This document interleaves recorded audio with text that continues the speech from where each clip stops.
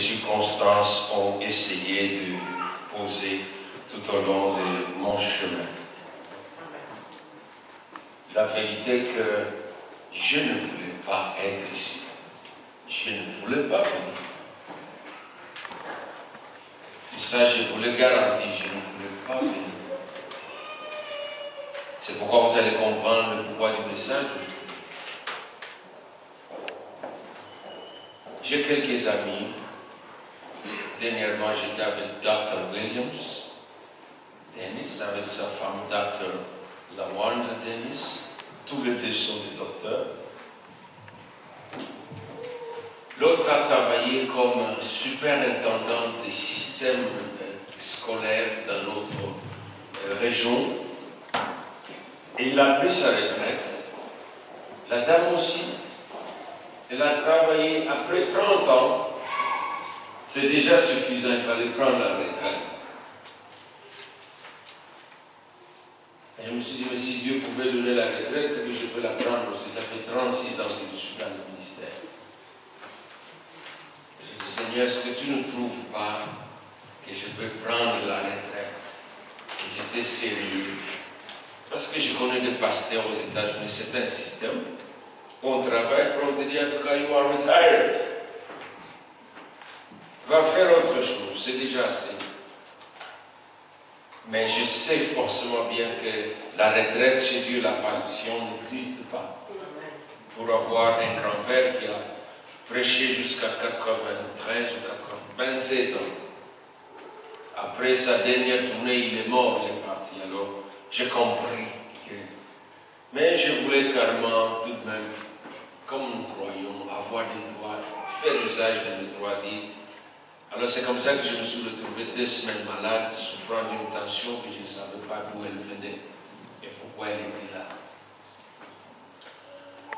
Donc c'est pour vous dire que la vérité est que Dieu me veut à votre service. Il a dû me rappeler ce que je suis devant lui. Les contrats que j'ai signés avec lui sont des contrats à durée indéterminée. Et j'ai un statut particulier à part celui de serviteur de Dieu. J'ai un statut qui me confère l'identité d'un prisonnier.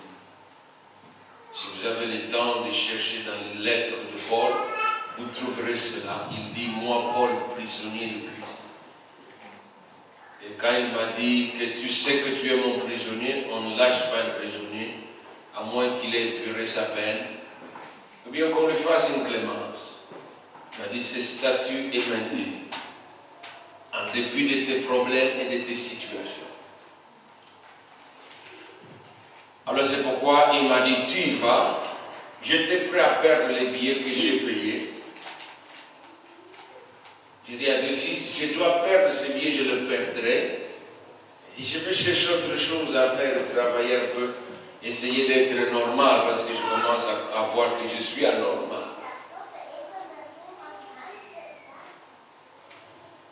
Mais le Seigneur a dit qu'il est le patron, qu'il est le maître, donc je dois lui obéir, c'est pourquoi je suis ici. Alors si je suis ici, c'est que c'est sérieux, vous avez tout intérêt à comprendre l'importance de ce moment et à lui donner la valeur qu'il faut. Je viens de loin. C'est 5000 et quelques kilomètres, vol d'avion. Ça c'est vol d'avion. Donc si vous voulez marcher à pied, si c'est une distance normale, c'est autre chose. Donc le Seigneur me veut ici. Et 2 fois quand il veut que je parle, il me donne un sujet pour lequel je dis, mais en fait moi-même, j'aimerais d'abord vivre ça pour que j'aille parler. Il me dit, mais cette vérité existait avant que tu n'existes. Et quand tu seras parti, cette vérité sera toujours là. Que tu la vives ou pas, elle reste ma vérité. Donc ton travail, c'est d'aller dire cette vérité. Donc j'ai un message pour vous. Un message pour vous faire du bien. Et aussi pour moi-même, parce que c'est une aspiration profonde. Et c'est un message important pour l'Église, en commençant par le pasteur, sa femme et vous tous, et moi-même. Et Dieu m'en a donné la preuve. Le culte dernier, je suis parti à l'église avec ma femme. Je n'étais pas en retard parce que je devrais faire mes valises rapidement Souvent, j'aime être à l'église avant 30 minutes et je prie. Je ne suis pas pasteur là-bas, mais c'est tout ce que je fais. Je prie, je cours. Mais ces jours-là, j'étais en retard. J'étais un peu gêné d'aller me faufiler. Je me suis assis, mais le Seigneur m'a dit que je devrais trouver ma femme. Et je regarde, je la vois, alors je suis allé. Le temps que je me suis assis, j'ai commencé à dire, Seigneur, merci, parce que tu me veux dans ta maison. Alors je vois une dame qui vient. Nous n'avons jamais parlé avec la dame, elle ne nous connaît pas. Elle se lève, elle commence à parler avec ma femme. Elle dit à ma femme, le Seigneur vient de me montrer, dans une vision, que ton mari et toi, vous êtes des serviteurs de Dieu. Voici ce que le Seigneur m'a dit. Vous avez souffert énormément dans ce travail, mais vos pleurs et vos cris ont été exaucés. Dieu a écouté vos prières et il va changer les choses. Il va se manifester dans votre ministère. Et je pouvais voir ma femme pleurer. Pour moi, je pouvais dire que merci Seigneur. Vous ne savez pas combien de temps nous sommes en train de nous battre, de prier pour cette église. Combien de fois cette femme reste seule dans son lit, lui il doit être dans le salon, sur un matelas, parce que je l'ai vu souvent. Et souvent, ce n'est pas gai de prier quand il fait froid au salon. Ce n'est pas gai. Donc, au lieu de prier, vous vous retrouvez avec une toux et une angine. Souvent, ça nous arrive. Vous êtes en train de prier, mais vous vous retrouvez malade. Parce que les conditions climatiques sont sévères. Voilà ce que le Seigneur a fait. Il m'a dit, je te donne cette parole pour que tu saches que je suis à l'œuvre et je vais faire ce que je dis. Alors quel est le message d'aujourd'hui? Une prière exaucée est un bonheur et une bénédiction de Dieu. Amen. Pour les disciples et les serviteurs seulement. Donc ne vous arrêtez pas seulement bonheur de la prière exaucée. Il y a des préalables. Le bonheur que procure la prière exaucée n'est réservé qu'aux disciples et aux serviteurs. Donc c'est à vous ce matin de pouvoir vous situer si vous êtes dans la catégorie des deux. Et je veux vous aider. Et je vais prier d'abord avec vous. Seigneur Jésus-Christ, tu es le Maître. Je comprends pourquoi, à un moment donné, quand la souffrance était sérieuse, même avant l'apothéose de ces moments difficiles où tu te voyais en projection sous la croix, tu te voyais flagellé, frappé, humilié. Tu as dit, Seigneur, si cette coupe peut être éloignée de nous. Mais enfin, tu as dit qu'il y a la volonté de Dieu, tu as dit, parce que c'est pour cette heure que je suis venu, que ta volonté se fasse et non pas la mienne.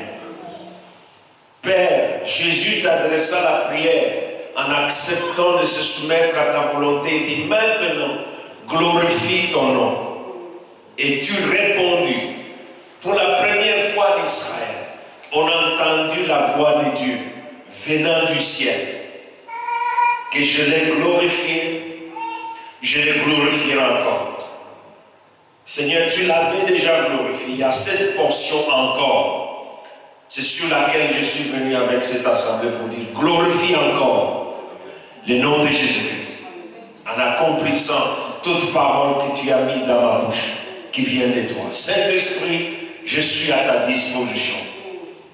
Ce travail, c'est toi qui le donnes. Je veux travailler avec toi. Cette jeune femme qui a chanté Manuel n'a fait que préparer le terrain pour toi. C'était une confession que tu es ici présent. Et nous voulons te voir présent et nous voulons te vivre. Car c'est ta présence, Seigneur, qui accomplit cette parole d'aujourd'hui. Au nom de Jésus, j'ai prié. Amen. Amen. Dans Jean chapitre 16, au verset 24, il est clair. Et j'aimerais vous dire entre parenthèses que je m'étais dit aujourd'hui, après mon enseignement ou mon message, nous prendrons une photo ensemble ici pour vous dire que cette église ne sera plus jamais la même.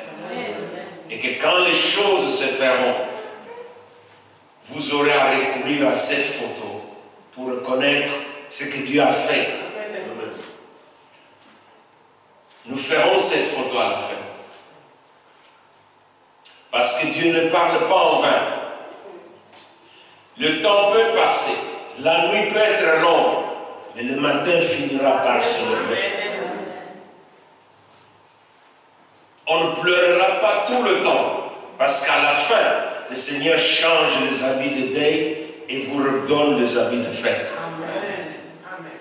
Quand Jésus-Christ parle à ses disciples, c'est dans une sorte de mixture d'émotions et d'environnement spirituel, parce qu'il est en train de dire de bonnes choses, entre-temps il est en train de dire des choses compliquées qui attristent et qui réjouissent en même temps. C'est un peu une attitude complexe. Et c'est dans ce contexte-là, Jésus dira dans Jean chapitre 12, verset Jean 16, 24, « Jusqu'à présent, vous n'avez encore rien demandé. » C'est une parole bouleversante et choquante. Et j'aimerais que vous puissiez la retenir. Vous n'avez encore rien demandé jusqu'à présent. Et pour ceux qui sont honnêtes et sincères, des hommes et des femmes de prière, ils peuvent même faire la liste de tout ce que vous avez demandé. Après avoir fait la liste de ce que vous avez demandé, le Seigneur m'envoie vous dire, vous n'avez encore rien demandé jusqu'à présent. Pourquoi? Parce qu'il dit que demandez tout ce que vous voudriez. Et cela vous sera accordé afin que votre joie soit parfaite. Il n'y a pas de bonheur sans la joie. La joie est l'expression du bonheur. Quand il y a la joie, c'est qu'il y a une satisfaction réelle. Il y a un état de contentement. Le bonheur, c'est cet état où vous êtes heureux parce que les choses attendues sont enfin là. Elles se sont réalisées. Et le Seigneur m'envoie vous dire, c'est la prière exaucée qui est cette source de bénédiction et de bonheur pour les serviteurs et pour les disciples. Je crois que vous êtes là avec moi dans Jean chapitre 16, au verset 24. Je crois que vous avez lu le verset comme moi, parce que j'aimerais que vous soyez sûrs que c'est un verset qui est dans la Bible. Jusqu'à présent, vous n'avez rien demandé en mon nom. Et ça, c'est important. Toute cette phrase a besoin d'être analysée grammatiquement afin que chaque mot soit placé dans son contexte. Les mots ont leur valeur. Qu'est-ce qu'un nom? Les noms identifient. C'est un mot qui identifie la personne ou une chose. Ça lui donne son identité. Le nom est toujours en rapport avec la personne, la chose qu'elle identifie. Pour la définir et l'expliquer. Quand on vous parle d'un micro, c'est qu'il y a un nom, mais il y a une réalité dans ce micro. Donc, à une identité est attachée une réalité. Et l'identité du Seigneur et sa réalité impose l'exaucement de la prière. Il ne peut pas être ce qu'il dit qu'il est sans qu'il puisse le confirmer et le démontrer en permettant que toute prière qui est faite en son nom soit exaucée. Mais pourquoi, Seigneur, je prie en ton nom et les prières ne sont pas exaucées? Retenez bien cette question. Le Saint-Esprit vous en donnera la réponse. Si pas aujourd'hui, le temps où vous serez sincère et honnête, il vous répondra. Pour moi, je sais qu'en quittant les États-Unis, dimanche passé, il nous a répondu. Je viens de vous en donner les témoignages. Je suis venu ici précipitamment. Je ne pouvais même pas quitter l'aéroport pour arriver à Liège parce que mes cartes n'étaient pas autorisées pour être utilisées. Je suis la première fois carte rejetée. J'ai dit, mais Seigneur, je ne veux pas rester à l'aéroport. Tu connais les Belges, tu ne peux pas déranger les Belges. Si tu ne les as pas prévenus, ils ne viendront pas te prendre. Alors il faut que tout arrange. Je ne peux pas appeler qui que ce soit. Le seul, ça c'est un compagnon de chemin. C'est un homme d'alliance pour moi. Lui, que ça lui plaise ou pas, il finira par faire ce que je lui demande de faire parce qu'il sait que ça vient de Dieu. Je suis rentré avec la même carte. Je l'ai mise dans la machine. Et le billet est sorti. Mais avant-hier, pour payer le billet de train pour venir ici, on m'a dit encore la carte est bloquée, rejetée. Ma banque me dit activité suspicieuse, tu dois nous appeler. Mais le même Dieu encore, parce que je lui dis paye les billets, il a dit je ne sais pas le faire. Le même Dieu est intervenu encore.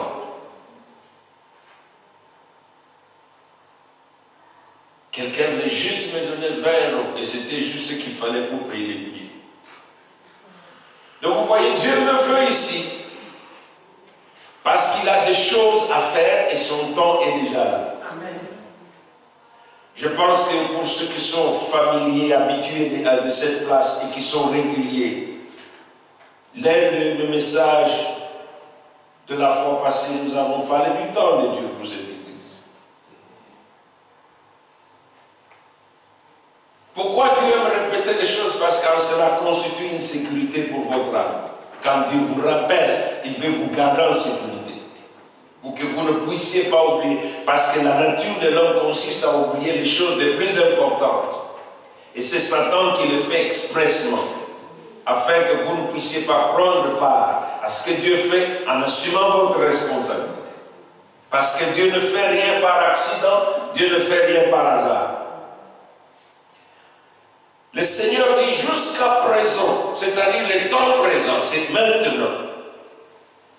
Alors pourquoi il dit vous n'avez encore rien demandé? Demandez.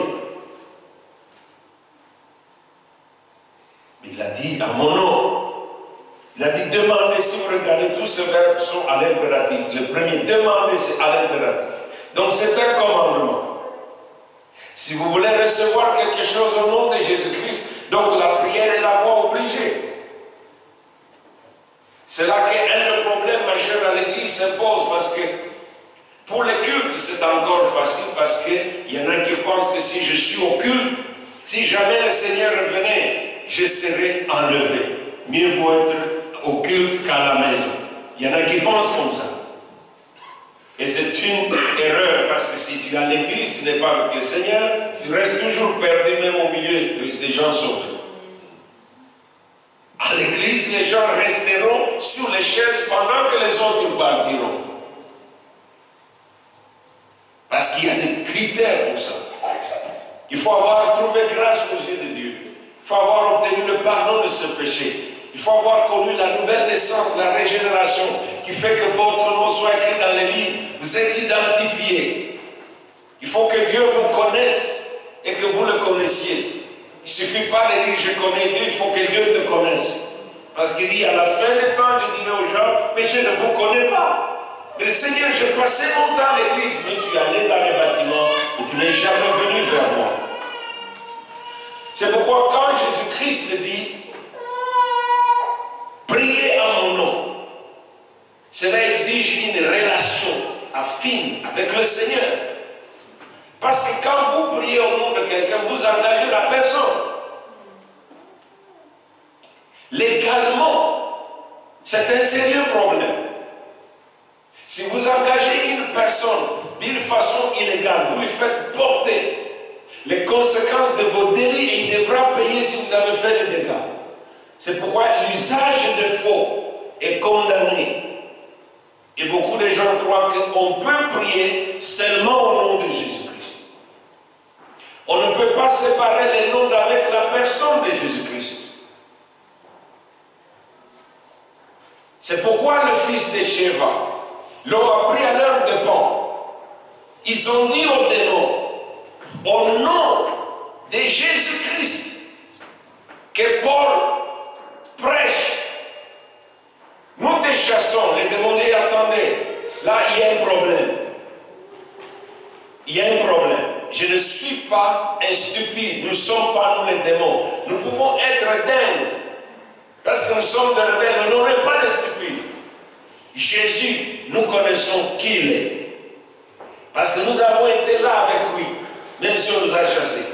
Paul, nous le connaissons. Nous l'avons utilisé. Jésus est venu, il nous a délogé de sa vie, et aujourd'hui Jésus l'a envoyé. Mais vous, qui êtes-vous? Ces gens n'avaient pas de rapport avec Jésus-Christ. C'est pourquoi prier au nom de Jésus-Christ ne veut rien dire jusqu'à ce que la personne de Jésus-Christ devienne la réalité de votre vie. Ce serait tout à fait une aberration d'appeler quelqu'un maman, alors que ce n'est pas ta maman. Et ma fille, je l'ai fait passer par un temps comme ça, malencontreusement. Parce que mon téléphone était encore...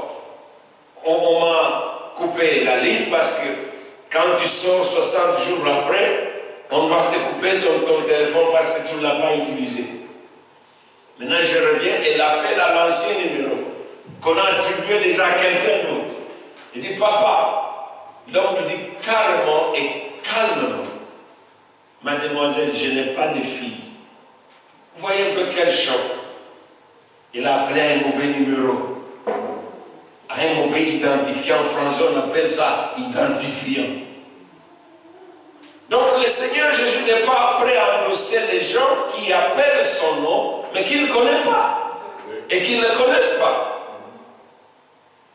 Donc c'est pourquoi pour une personne, l'église, ce n'est pas là. Le bâtiment, c'est une dimension supérieure. L'église va au niveau du sanctuaire de Dieu, les lieux où Dieu demeure. Et le premier lieu où Dieu veut demeurer, c'est dans ce temple. C'est pourquoi quand nous venons ici, nous constituons les temples. Quand nous sortons avec notre temple, nous laissons ces bâtiments. C'est pourquoi en ce moment-là, le nom de Jésus-Christ peut être utilisé légalement devant nous. Parce que quand Jésus dit priez à mon nom, il dit priez à qui? Matthieu 9 ou Luc 9, il dit quoi? Quand les disciples demandent, Seigneur, apprends-moi à prier, il dit, mais quand vous priez, il commence par quoi? Notre Père. Il y a d'autres personnes qui sont impliquées. C'est pourquoi quand tu pries à Dieu, Dieu va chez Jésus. Est-ce que tu connais cet enfant? Jésus dit, je ne le connais pas. C'est un problème sérieux. La prière n'est pas aussi simple que les gens croient. Sinon, le besoin d'apprendre à prier ne s'imposerait pas. N'oubliez pas que la vraie prière doit être apprise. Une des raisons pour laquelle les gens n'aiment pas prier, c'est parce qu'ils ne savent pas prier, ils ne connaissent pas ce que c'est que la prière. Les jours où tu connaîtras ce que c'est que la prière, où tu comprendras la valeur de la prière, tu vas regretter le temps que tu as perdu. L'apport de la prière est aussi vieux que le temps. Genèse chapitre 35, le père de la foi, Abraham, n'a pas vécu sans la prière. C'est pourquoi la prière exaucée par Dieu, est un bonheur. Il crée le bonheur et la bénédiction pour la personne. Exaucer veut dire écouter favorablement une demande et accorder la chose demandée. C'est ça l'exaucement. On peut t'écouter, mais est-ce qu'on t'a écouté favorablement? Parce qu'il y a des moments où Dieu disait, mais vos prières ne sont que du bruit à mes oreilles. Dieu dit ça aux enfants de ça. Mais ce sont du bruit, c'est du bruit. Mais Dieu a entendu. Ne voyez-vous pas que c'est important que l'adverbe favorablement vienne? Parce que Dieu dira à Moïse, 430 ans après, Israël a souffert, a souffert, a souffert. Vous croyez qu'Israël en Égypte ne priait pas? Il priait. Parce que Dieu dira, j'ai entendu. Mais Dieu n'était pas encore favorable. Pourquoi Dieu n'était pas favorable? Parce qu'il y a des préalables. Vous savez, quand ce peuple est allé à l'Égypte, ils ont laissé les dieux d'Israël, ils se sont attachés aux idoles d'Égypte.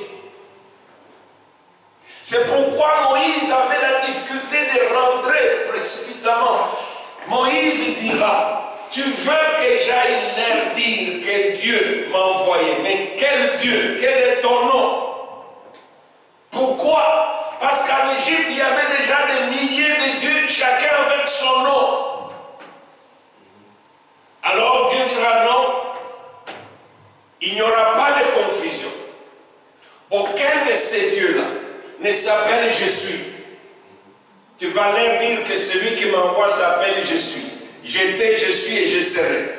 Les autres noms, on change leur nom périodiquement. Ah, Moïse a dit, ah, là, tu m'as sauvé. Maintenant, il a dit, l'Éternel m'a envoyé. L'Éternel? Mais il devrait prouver qu'il est l'Éternel. Mais Dieu lui dira, le temps est venu, j'ai entendu, je connais, j'ai vu. Ce n'est pas que Dieu ne voit pas. Ce n'est pas que Dieu ne connaît pas ta situation. Mais le problème est que s'il a entendu favorablement ta prière. Comment Dieu peut entendre favorablement la prière d'une personne? Les choses changeraient automatiquement dans cette église. Dès que tout le monde verrait que Dieu écoute la moindre des prières qui est annoncée, à qui est adressée. Vous allez voir, les gens vont courir ici, qu'au Cèdre, Dieu écoute. Mais la Bible nous dit clairement, non, Dieu met ses préalables comme des garde-fous.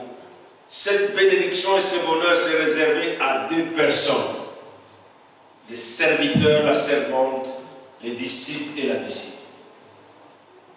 Je vous ai dit que l'apport de la prière a cheminé avec toutes les civilisations. Des grands hommes, des hommes militaires, des rois, des reines se sont appuyés sur la prière. Quand bien même ils avaient des armées, parce que l'homme est toujours en but de cette déficience et de cette incapacité, de cette limitation qui est un facteur humain qui vous accompagne partout. Vous serez toujours limité et insuffisant et incapable. Vous aurez toujours besoin d'un apport supérieur. Parce que la vie des hommes est marquée des échecs et des défaites. Peu importe le niveau. Les rois échouent, les présidents échouent.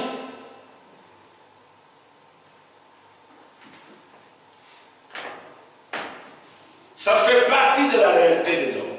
L'apport divin est important et indispensable. C'est là que la prière devient fondement. La vraie vie chrétienne pratique ne peut être dispensée ni exemptée de la prière.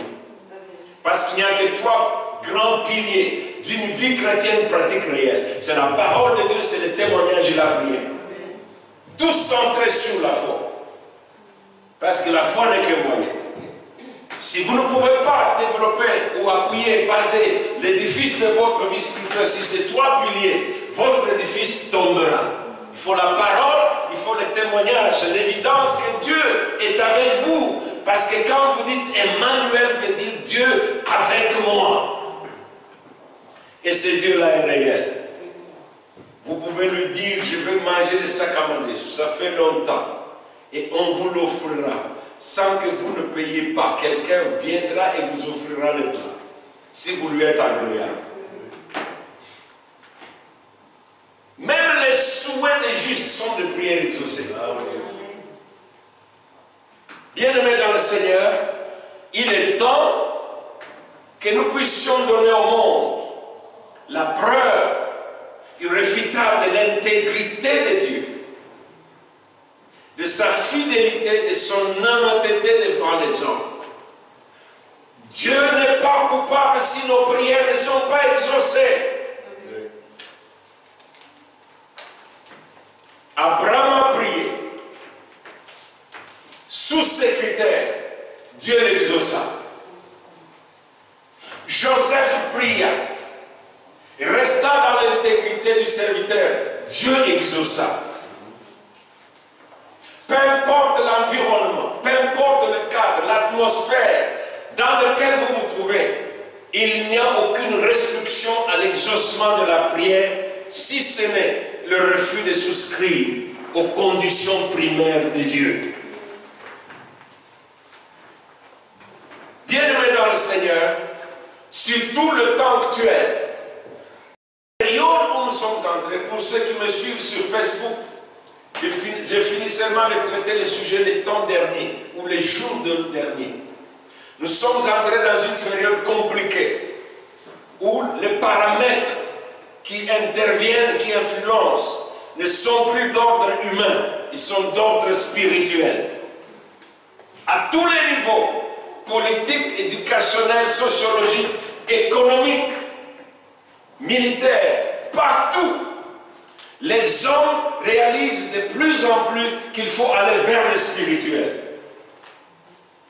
Tout le monde qui est honnête, même les menteurs, les malhonnêtes qui trompent aux enfants à l'école qu'il n'y a pas de Dieu, ils ont d'autres dieux. Il n'y a personne qui fait la médecine, qui pratique les sciences, qui exerce de métier d'avocat ou n'importe quel métier qui n'appartient pas à une loge quelconque. Parce que l'apport du spirituel est incontournable et indéniable.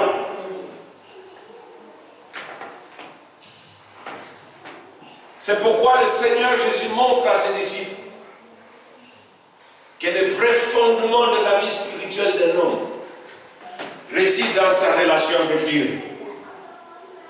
Jésus a enseigné la prière, Jésus a vécu la prière. Fils de Dieu, devenu homme, il n'a pas passé un seul jour sans prier. La prière n'est pas une option. La prière n'est pas une option. Elle est semblable à l'oxygène que vous respirez, sans lequel vous vous asphyxiez et vous mourrez. Qui peut me dire qu'il a cessé de respirer, continuer à vivre? Pouvez-vous emmagasiner l'oxygène pour un mois et cesser d'expirer, d'inspirer et vous serez ici? Ne pas prier, c'est décréter un suicide spirituel. Amen. Si vous voulez vous suicider spirituellement, arrêtez de prier. C'est que vous êtes déjà un homme mort. Parce que les morts ne prient pas, sauf les vivants. Quand vous regardez la parole de Dieu, c'est à cause de sa vie de prière. Parce que c'était une vie, c'était une mode, qu'un des disciples le regardant va dire à Jésus, enseigne-nous comment prier. Amen. Amen. Enseigne-nous à prier. Vous pouvez trouver ça dans votre Bible. Ça fait longtemps que vous venez à l'église. Vous trouvez ça dans Matthieu et dans Luc.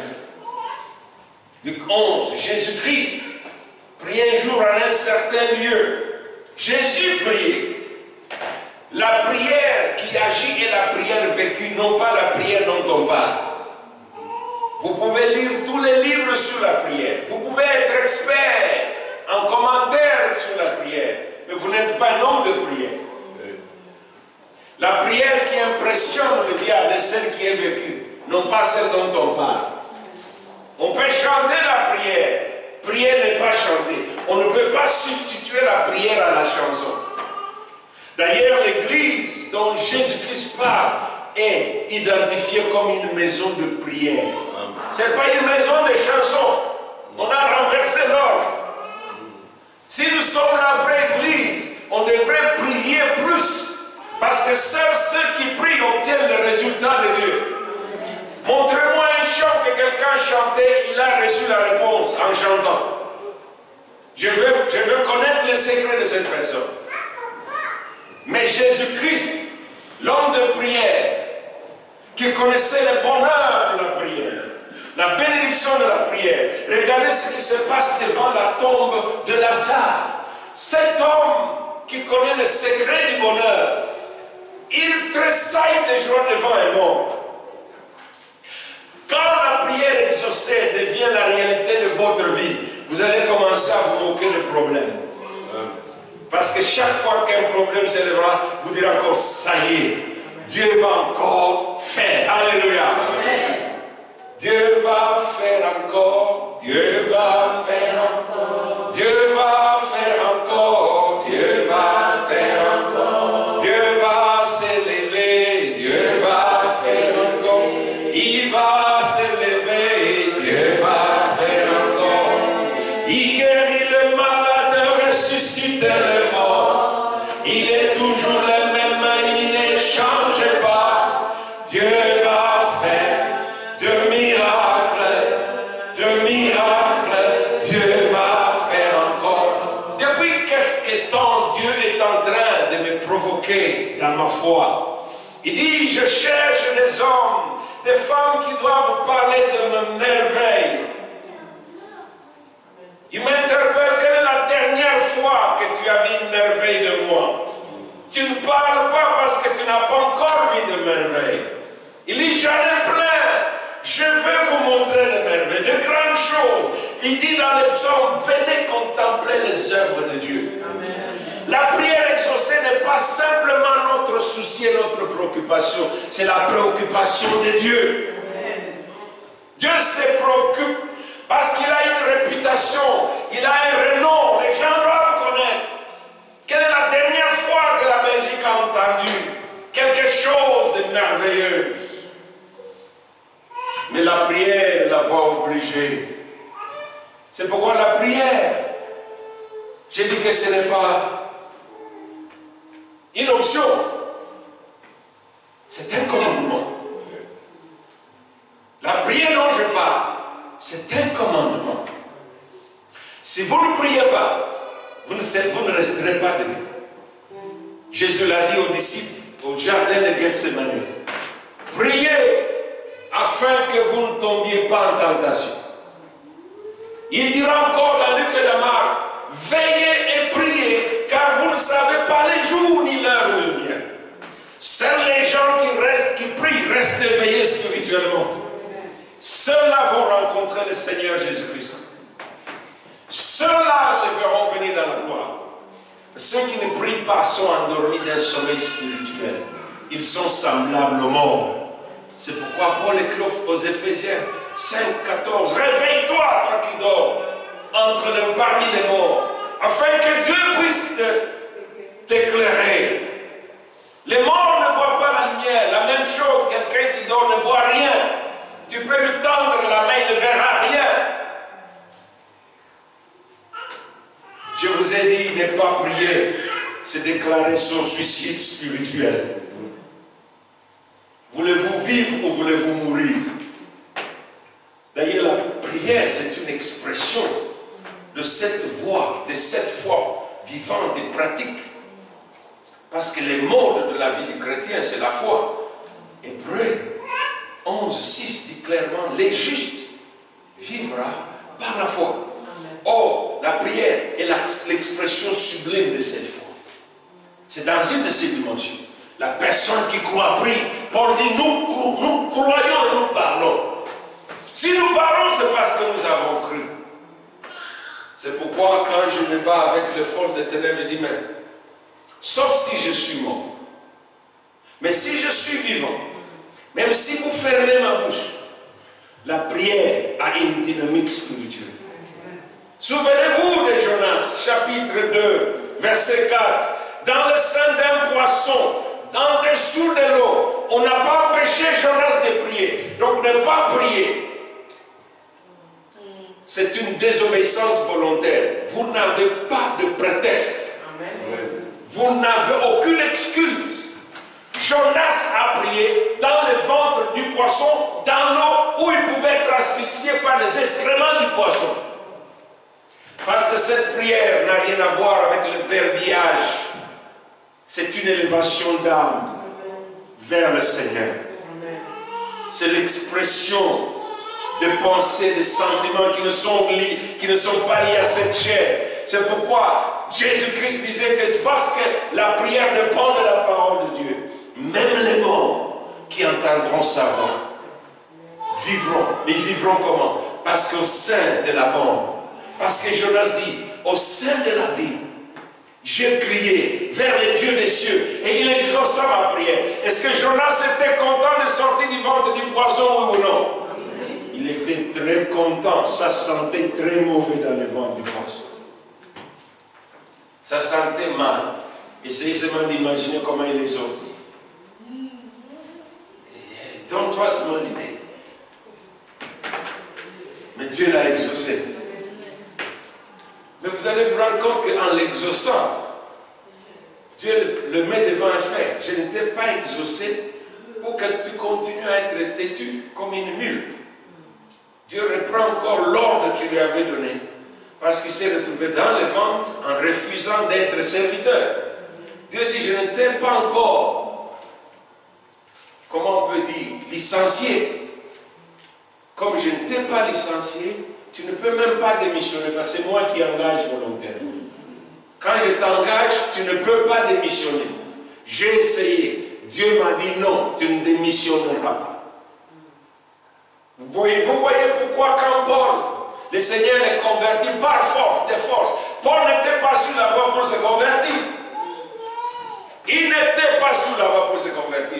Et je peux vous garantir, si cette puissance qui est venue d'en haut, avec la présence de Dieu, a converti cet homme, parce qu'il y a des gens qui en avaient assez de ces bourreaux.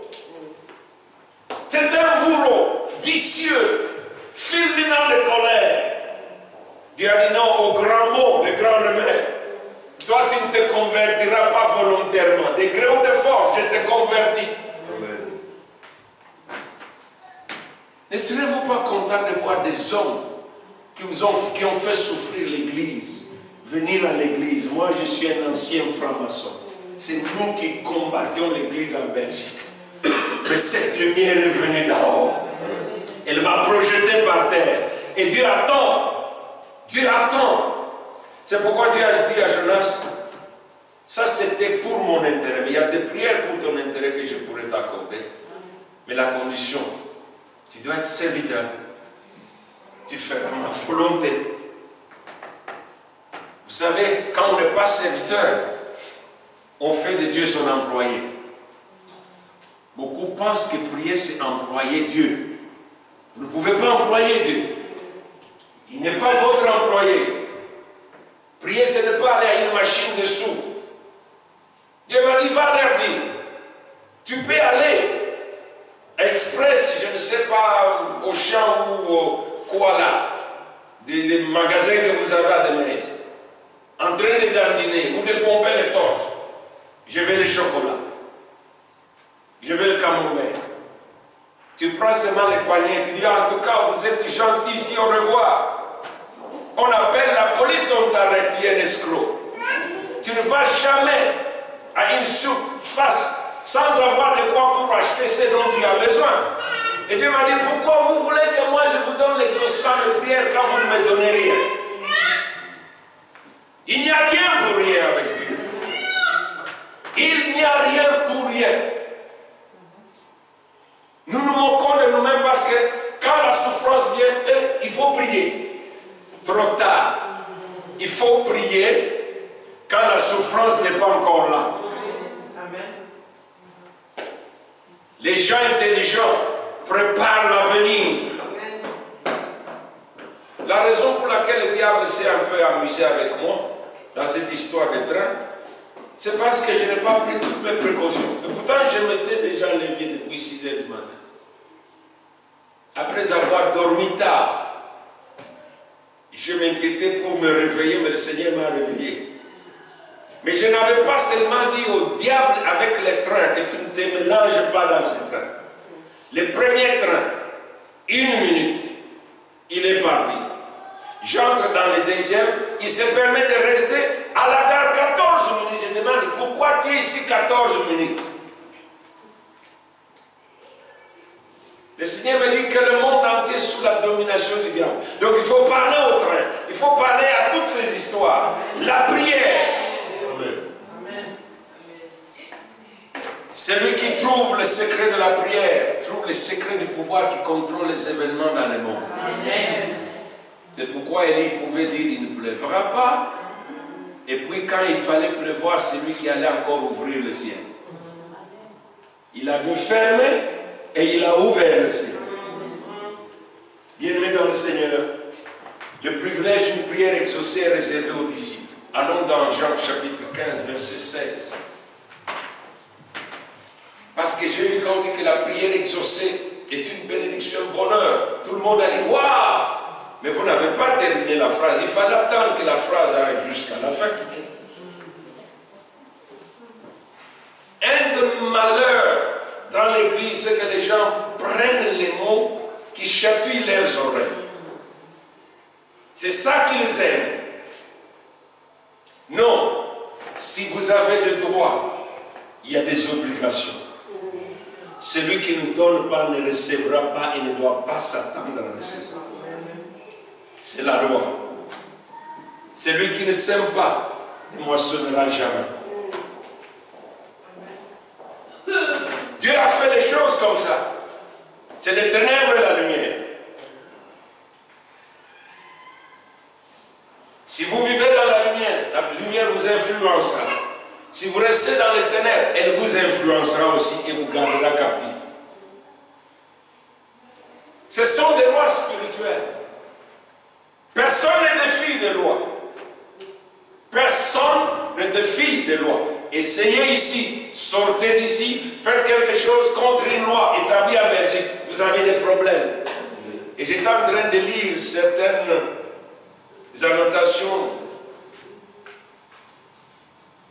sur notre site de l'ambassade des États-Unis.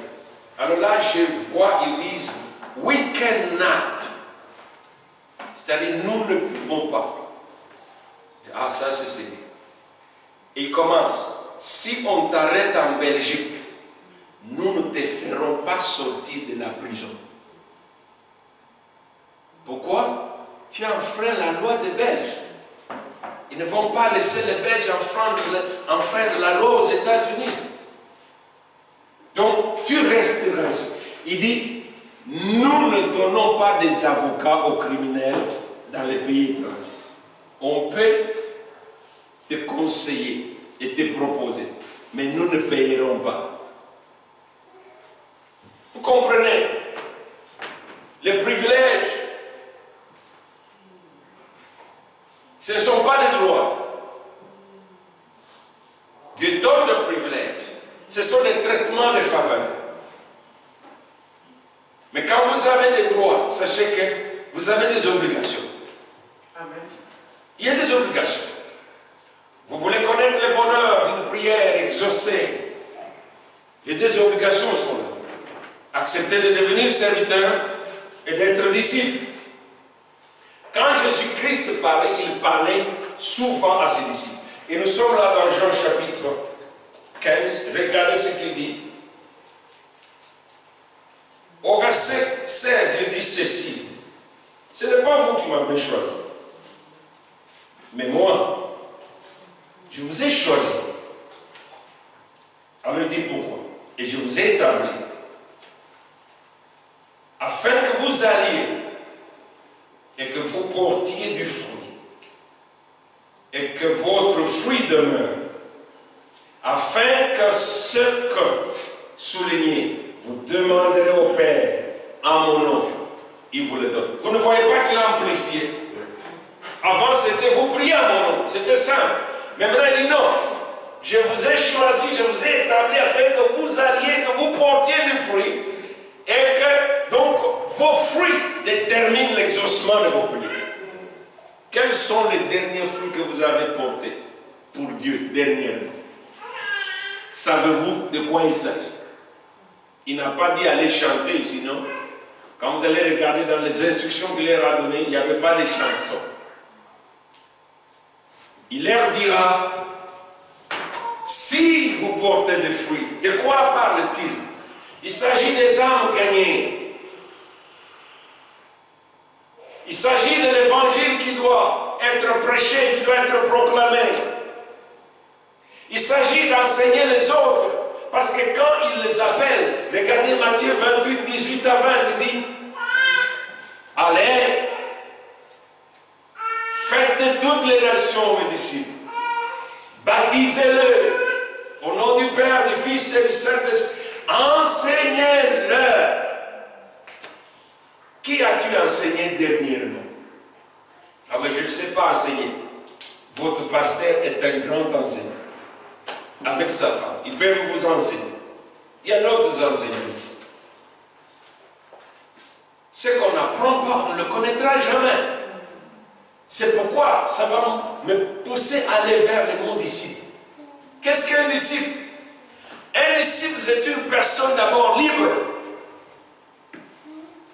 qui par un acte de volonté délibérée, choisit d'écouter quelqu'un. Jean chapitre 8, verset 30. Jésus parlait. Il ne forçait pas les gens à l'écouter. Mais les gens qui voulaient l'écouter venaient l'écouter. La Bible dit que plusieurs, après avoir entendu, crurent. D'abord, il faut entendre. Il faut choisir. Vous m'écoutez parce que vous avez voulu m'écouter. Si vous vouliez partir, je n'allais pas vous empêcher de partir. C'est pourquoi quand Dieu envoie Jean-Baptiste, il dit va prêcher au désert. Vous ne trouvez pas un ministère comme ça compliqué. Il n'a pas prêché à l'église ni dans les temples. Lui c'était au désert, où il y a les scorpions et les serpents. Il dit quelqu'un, chaque personne qui voudra entendre cette parole, qui comprendra qu'elle est importante, elle viendra. Les gens quittaient la ville pour aller écouter Jean au désert. Dieu n'a pas vraiment besoin de nous. Nous avons besoin de nous. Dieu peut se passer de nous. Combien de milliards de gens sont déjà morts? Vous ne savez pas. Si je meurs, je ne suis pas irremplaçable. Donc je ne suis même pas indispensable. Et toute prétention doit être mise à part. Quand je suis parti au Congo, je marchais là, sur l'avenue Calais, dans la poussière. Il me pose la question, est-ce qu'il y a quelqu'un qui sait que toi tu es un Américain ici? Même si tu l'étais, qu'est-ce que ça leur fout? Est-ce que tu leur donnes à manger? Tu résous leurs problèmes? Alors si tu commences à dire Jésus est un Américain, personne ne s'en foutra de toi. Tu es là autant misérable comme tout le monde. C'est moi qui vous donne la valeur, ce n'est pas vous qui vous donnez de la valeur. Donc c'est pourquoi le Seigneur dit, c'est moi qui vous ai choisi. Donc tu ne peux pas, moi je suis disciple, oui. C'est lui qui t'a choisi. Parce que c'est lui qui donne le vouloir et le faire. Alors pour un disciple, pour qu'une personne devienne disciple, elle doit accepter d'abord d'entendre. C'est que le Seigneur, de quoi il parle? 2. Cette personne doit croire. 3. La personne doit décider de suivre celui en qui il a cru. Parce que pour commencer à être disciple, vous devez apprendre la personne en vue de devenir un duplicate de la personne. Les disciples, c'est une personne qui vit dans un monde d'imitation de celui de qui il apprend. C'est pourquoi si Jésus est un homme de prière, je ne peux pas être un disciple si je ne suis pas un homme de prière. Lui, il est le maître. Un disciple, c'est un homme qui s'est choisi un maître. Comment Jésus a prié? Jésus priait le matin, priait le soir. Chaque miracle après disparaissait. Nous avons une église des gens qui ne prient que quand ils ont des problèmes. Quand on leur a dit pas de devins, de fausses prophètes, que non, les sorciers veulent manger ton enfant. C'est à ce moment-là qu'ils viennent pour prier. La prière n'est pas réservée qu'à la sorcellerie et à la magie. Et Jésus n'a même pas passé du temps là-dessus. Pourquoi? Parce que c'était d'office réglé. Je suis venu pour détruire ces œuvres. Il s'est annoncé déjà, chapitre 3. Celui qui ne croit pas est déjà condamné. C'est que le diable est déjà condamné. Les sorciers sont déjà condamnés. Et dans Jean 12, il dit, quand Dieu a répondu, maintenant le jugement de ce monde a lieu et le diable va être jeté dehors. La note d'éviction a déjà été donnée. On n'a pas le temps à perdre avec le diable. Si ce n'est pour l'écraser, c'est pourquoi Luc 10, il dit, je vous donne le pouvoir. En matière de pouvoir, on n'a même pas besoin de prier. Quand Quand tu as un pouvoir, tu as une force, tu commandes.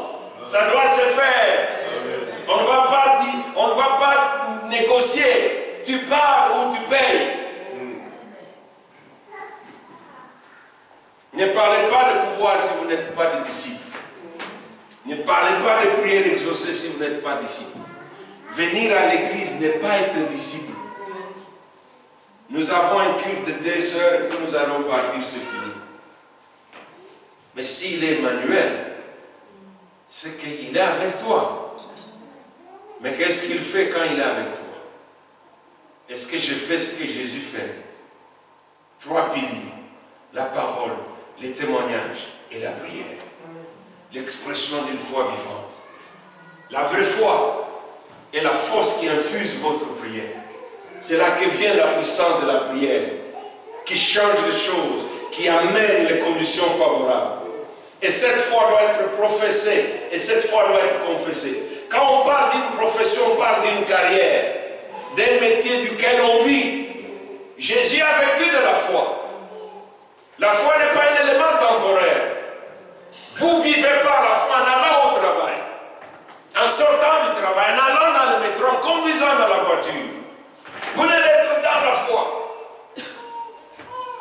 Même quand vous dormez, vous devez dormir par la foi. Vous devez vous laver par la foi. Rien n'est plus intact dans ce monde. Des produits de beauté que vous utilisez, des savons, tout, rien n'est plus. Mais il y a quelque chose, une bonne parole dentine, tout est pur pour ceux qui sont purs. Quand je mets quelque chose d'impur, je dis, mais Satan, tu as perdu parce qu'il y a une pureté établie dans ce temple. Garantie par le sang de Jésus et la présence du Saint-Esprit. Mais cela ne vient que parce que les disciples et la personne qui écoute, qui croit, qui suit Jésus-Christ, qui apprend de lui et qui reproduit ce que Jésus-Christ. C'est pourquoi on ne peut pas être disciple pour soi-même. Un disciple doit se reproduire. Un disciple doit se reproduire. Un disciple doit se reproduire. Voyez les disciples, comment ils agissent. Jean chapitre 3. Jean a 2 disciples. Un s'appelle Philippe, l'autre André. Ils étaient à 3. Ils voient Jésus, ils disent, voici l'agneau de Dieu qui enlève, qui ôte le péché. Les 2 le quittent et suivent Jésus-Christ. Mais écoutez ce qu'André fait. Il va trouver son frère Simon. On a trouvé le Messie. C'est lui qui suivait Jésus-Christ. Mais parce que le Messie est une promesse connective, tout Israël a besoin de cet homme. Il n'y a pas que vous qui avez besoin du salut. D'autres ont besoin d'être sauvés. Votre mère a besoin d'être sauvée. Vos enfants ont besoin d'être sauvés. Vos collègues du travail. Peu importe, est-ce que vous avez déjà essayé de leur dire, j'ai trouvé Jésus-Christ? C'est là le témoignage. Le secret du témoignage consiste simplement à présenter Christ dans la puissance du Saint-Esprit. Et on laisse les résultats à Dieu. Le ministère de la conviction et de la conversion relève du Saint-Esprit. Ce n'est pas à nous de le convaincre. C'est pourquoi Jésus dit, le Seigneur est sorti, il sème, il sème. Si la terre est bonne, ça poussera. Alléluia. Alors ne nous faisons pas de prétexte. Oh, les Belges n'écoutent pas. Vous croyez que les Belges sont des paquets déjà préparés pour l'enfer? Non. Dieu veut que tout le monde soit sauvé. Peu importe leur âme noire. Qui sait si quelques Belges touchés par l'évangile peuvent changer la situation du Congo? Parce que c'est eux le bourreau. Imaginez que quelques-uns de ces bourreaux soient sauvés. C'est pourquoi on a besoin d'une prière exaucée. Elle sera une bénédiction pour nous. Priez-vous pour les Belges. Quels Belges priez-vous pour vous? C'est notre responsabilité. Dieu dit, votre bénédiction est dans l'exaucement de cette prière. Les disciples priaient même pour leurs ennemis. Jésus dit, priez pour ceux qui vous maltraitent, ceux qui vous persécutent. Est-ce que dans notre église ici, on prie pour la Belgique qui nous persécute? Dieu, la Belgique nous persécute. Il faut être spécifique. La Belgique nous tue. Dieu, nous voulons que tu sauves la Belgique. Sauve-le. Je vous ai dit que si Paul s'est converti, c'est parce que les chrétiens ont dit nous en avons assez de ces bourreaux. Il est en train de nous faucher avant le temps. Et Dieu a dit que ces jours-ci, Paul, c'est fini. Jésus s'interpose. Il vient lui-même. Il y a des conversions où Dieu lui-même doit venir.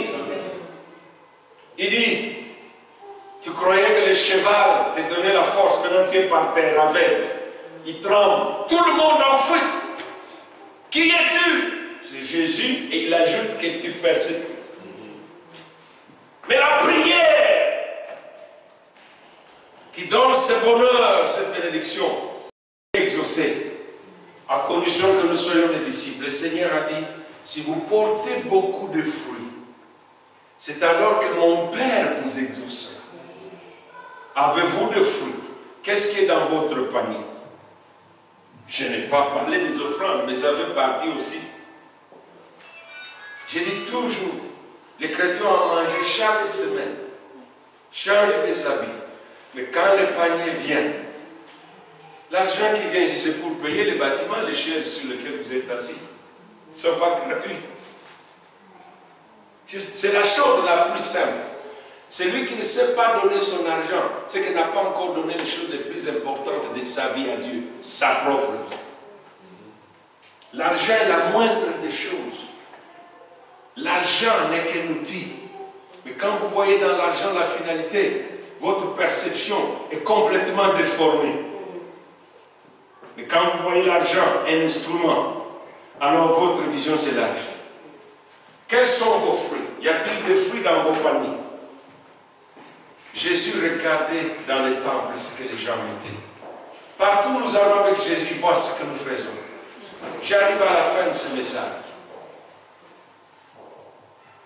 Des hommes et des femmes qui se sont entièrement donnés pour suivre Jésus-Christ, pour le servir et répliquer, dupliquer sa vie, ont obtenu des résultats incroyables à leur prière. Vous pouvez devenir une de ces personnes aujourd'hui, en commençant par montrer que vous êtes disciple ici, en suivant l'enseignement, en venant aux réunions de prière. Parce que dans l'enseignement, nous disons la communion fraternelle est importante. N'abandonnez pas vos assemblées. Si un chrétien est un disciple, il ne peut pas trouver du temps pour sa famille avant qu'il ne trouve le temps pour Dieu. Pour le mariage, la plupart des chrétiens vont pour des heures. Et ils peuvent aller dans des villes différentes. Mais quand c'est pour la prière, ils ont des prétextes. Quand il pleut et qu'il y a un mariage, on y va. Mais quand il pleut, il y a la prière, on n'y va pas. Êtes-vous disciples ce matin? Suivez-vous Jésus-Christ? Il a dit, vous êtes mes disciples, si seulement si vous demeurez dans la parole. Alors il a dit, vous prierez. Je vous ai dit, il a dit au début, vous n'avez pas encore rien demandé jusqu'à présent. Il dit, la balle est dans votre camp. Le Seigneur me dit qu'ils veulent vraiment être des héros de la prière, des héros de la foi. Je veux des hommes, car Dieu ne travaille qu'avec des gens qui ont l'esprit de vaillance, qui disent, je prierai jusqu'à ce qu'ils entendent. C'est pourquoi il a dit dans Luc 18, pour terminer, priez sans jamais vous arrêter, jusqu'à ce que Dieu entende. Parce que votre prière exaucée vous donnera des garanties, la sécurité pour les autres. Que quand vous prierez pour d'autres personnes, le même Dieu qui vous a exaucé, vous exaucera encore. Dieu exauce encore la prière. La prière est notre mine d'or. Ne laissons pas tomber la prière. Ne laissons pas le diable nous voler la prière. C'est pourquoi quand tu veux prier, il vient t'endormir. Tu veux prier, il vient te distraire. Chez moi, quand les gens viennent, je prie, je ne les reçois pas. Je termine de prier. Quand je prie, mon téléphone est débranché, je ne prends pas. Si tu viens chez moi à la maison, je vais à la prière, tu iras à la prière où tu restes seul. Je ne vais pas rester pour toi là-bas. Car je ne dois personne à l'homme. Je suis serviteur. Un serviteur dépend de son maître. Avez-vous découvert le bonheur d'une prière exaucée ou pas encore? Voici l'occasion que Jésus vous donne cet après-midi. D'abord, il dit répands-toi. Répands-toi. L'activité ne remplace pas la prière. Répands-toi. Dis au Seigneur, je te demande pardon. J'ai failli. Et il va t'écouter. Il t'attend, il veut t'exaucer. Je vous ai dit que cette prière, cette église, n'a pas été commencée par l'aventure des noms. S'il vous parle de moi, c'est parce qu'il ne nous a pas connus dans l'aventure. Pour nous, ce n'est pas de l'aventure. C'est une voie dans laquelle nous sommes engagés. C'est pourquoi nous chantions à l'époque. Atangai moko, nake liboso. Atangai moko, nake liboso. Nyonso nasima, yeso liboso. Nakozonga nasimate. Atamama aboyi, nakola Yesu. Nalanda Yesu, atamama aboyi. Mama aboyi, nakolanda Yesu. Nakozonga nasimate. C'est pourquoi quand je voulais me marier, mon père m'a dit, tu as choisi Dieu, alors marie-toi toi-même. Je n'ai pas reçu un rond de mon père. Mais Dieu m'a marié. Il l'a fait. C'est pourquoi c'est une vie. C'est une responsabilité. Dieu veut que nous prions. Il y a des choses qui ne dépendent que de vos prières. Priez comme si tout dépendait de vous. Et agissez comme si tout dépendait de Dieu. Laissez Dieu agir. Mais vous priez comme si tout dépendait de vous. Si Élie n'avait pas prié, quand bien même Dieu lui avait dit, dis à Akab, il va pleuvoir, il n'allait pas pleuvoir. Il a fallu que l'homme se mette à genoux, la tête entre les genoux 7 fois. Dieu attend une église qui prie. Dieu attend une église qui prie. Dieu va entendre dans cette église des voix qui s'élèvent, au point que l'atmosphère spirituelle de la Belgique est dérangée sur le plan spirituel. Les gens vont dire, mais ça vient d'où? Vous savez, quand vous priez, Dieu est un peu comique.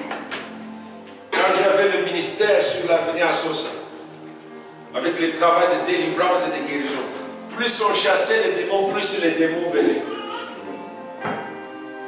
J'ai dit, mais Seigneur, je ne comprends pas. Un jour, on avait une veille. Il y avait au moins 400 personnes. Plus de la moitié, un tiers, c'était des gens possédés et des gens qui sortaient, je ne sais pas de quoi, qui venaient des cimetières même. C'est ce jour-là que j'ai vu une sorcière qui venait d'une réunion. On m'avait dit que non, vous ici, vous nous dérangez. Ils ont essayé, moi je leur ai dit, moi je les aurai. Mais j'en ai sorti avec ses yeux. Il était avec, enchaîné. On l'a amené à la maison. C'est la première fois que j'ai vu Dieu aveugler quelqu'un. Ce Dieu-là, il est prêt à montrer sa gloire. Voulez-vous être une église qui connaît le bonheur et l'exaucement de la prière?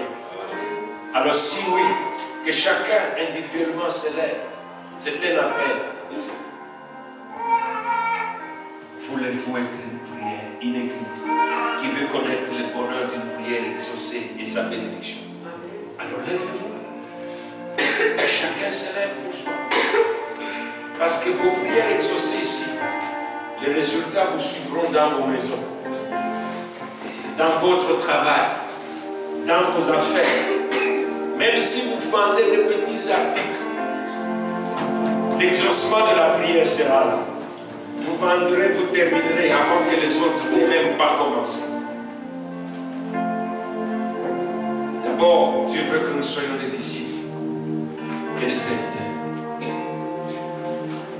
Alors on va prier.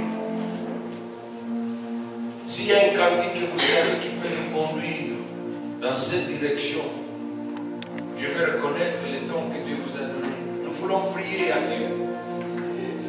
S'il y a quelque chose qu'il faut remettre en ordre, le Saint-Esprit t'apparaît.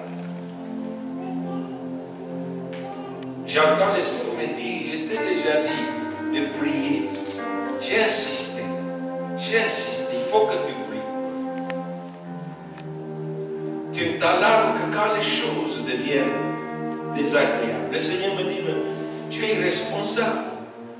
Tu ne sais pas quelle menace pèse sur ta vie. Tu n'as même pas la conscience des ennemis qui tournent autour de toi. Et quand les choses désagréables commencent à arriver, par ta négligence, tu veux maintenant que j'intervienne, alors que tu aurais écouté quand je te parlais. Prie avant que le malheur t'arrive. Tu as dit, je veux que tu pries. Tu peux commencer à prier. Prier, c'est parler à Dieu. Prier, c'est parler à Dieu. Si tu sais, tu as compris l'importance, la valeur, le rôle que joue la prière. C'est pour ta sécurité. C'est un mécanisme de protection pour toi, pour ton mariage, pour ton foyer, pour tes enfants, pour ton travail, pour la vie où tu es, pour l'église. L'église ne va pas grandir s'il n'y a pas la prière qui est exaucée. C'est pourquoi Dieu dit, je veux que tu mettes les choses en ordre. La prière doit être parmi les priorités de ta vie. À quelle place tu l'as placée, la prière? Dieu dit, je veux que tu la remettes à la première place. Parce que la prière exaucée exprime l'acceptation dans la présence de Dieu. Quand un homme est exaucé, c'est qu'il a trouvé la faveur de Dieu. Dieu l'a accueilli dans sa présence. Tu ne seras jamais accueilli par un Dieu à qui tu ne parles pas. Un Dieu à qui tu ne t'intéresses pas. Un Dieu à qui tu n'accordes pas la première place. Dieu veut te voir, le mettre en premier pour lui parler lui le premier. Avant toute chose, il dit, adressez des prières à Dieu.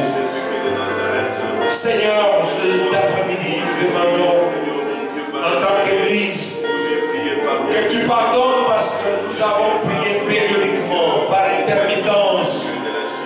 Nous avons créé, Seigneur, des systèmes. Nous n'avons pas vécu la prière comme il vit. Nous avons prié, Seigneur. Nous avons créé la routine. Nous avons créé des méthodes pour prier. Mais toi, tu as dit que la prière, c'est la respiration d'une âme qui vit. Pardonne-nous, Seigneur.